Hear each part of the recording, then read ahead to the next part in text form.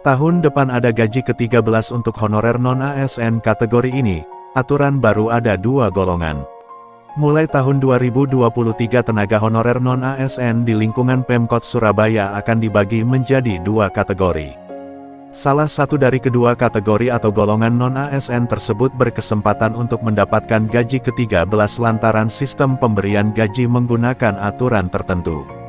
Perlu diketahui, di lingkungan Pemkot Surabaya sekitar 25.000 tenaga non-ASN outsourcing tetap dapat diberdayakan pada tahun 2023. Dari puluhan ribu tenaga non-ASN yang masih dapat bekerja di tahun 2023 tersebut akan digolongan ke dalam 2 kategori, yang akan dijelaskan selengkapnya. Kepala BKPSDM Kota Surabaya Rahmat Basari mengungkapkan, sebagaimana komitmen pemerintah kota, bahwa hasil evaluasi Kemenpan RB terhadap tenaga outsourcing di tahun 2022, maka pada tahun 2023 mereka tetap dapat bekerja. Hal itu sebagaimana tertuang dalam Surat Menpan RB nomor B-2060-M.SM, pukul 1/2022 tertanggal 14 Oktober tahun 2022. Merujuk pada surat tersebut, Kepala BKPSDM Kota Surabaya mengatakan sistem pembayaran honorarium untuk outsourcing di tahun 2023 mengikuti beberapa peraturan. Adapun peraturan yang dimaksud yakni Perpres nomor 12 tahun 2021 tentang perubahan atas Perpres nomor 16 tahun 2018 tentang pengadaan barang jasa pemerintah. Selanjutnya, Peraturan Menteri Keuangan nomor 60 PMK 02/2021 tentang standar biaya masukan tahun anggaran 2022 dan Peraturan Menteri Keuangan nomor 83 PMK 02/2022 tentang standar biaya masukan tahun anggaran 2023.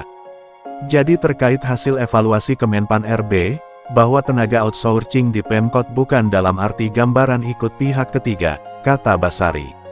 Tapi outsourcing yang nantinya tetap kontrak perorangan dengan mekanisme yang telah diatur dalam Perpres Pengadaan Barang Jasa, tambahnya.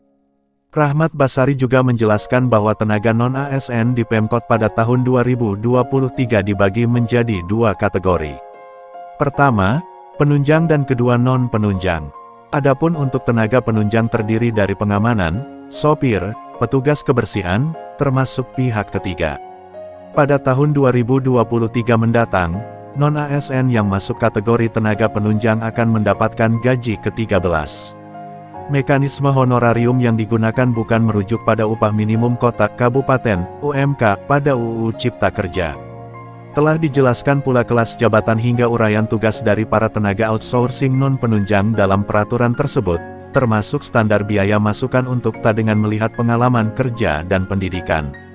Sehingga di pemerintah kota ini tahun 2023 sudah mengacu pada 2 ketentuan penunjang dan non-penunjang tersebut. Ditegaskan bukan outsourcing yang mengacu pada UU Ketenagakerjaan, pungkasnya.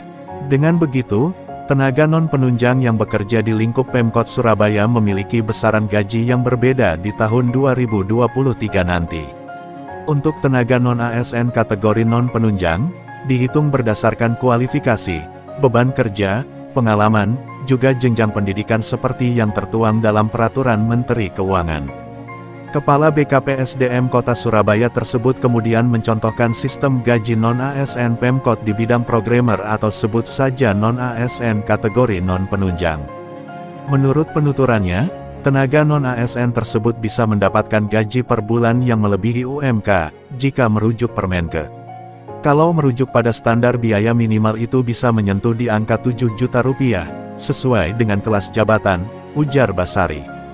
Itu sudah jelas, tinggal kita melihat benar tidak dia tenaga outsourcing, punya pengalaman lebih dari 5 tahun melaksanakan apa yang menjadi dasar gaji segitu diberikan, tambahnya.